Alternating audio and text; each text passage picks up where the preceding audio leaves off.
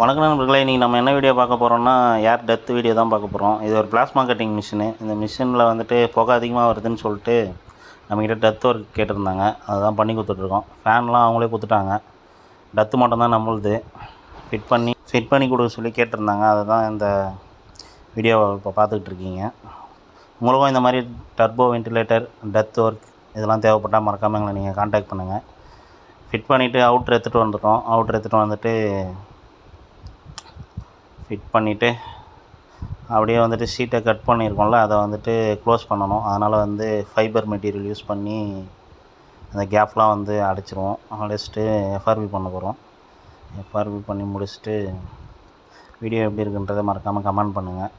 மறக்காமல் ஃபாலோ பண்ணி வச்சுங்க. அப்போ தான் நாங்கள் போடுற வீடியோ உங்களுக்கு அப்பப்போ நோட்டிஃபிகேஷன் வரும். சப்போர்ட் பண்ணுங்கள் நண்பர்களே. எஃப்ஆர்பி போட்டு முடித்தாச்சு.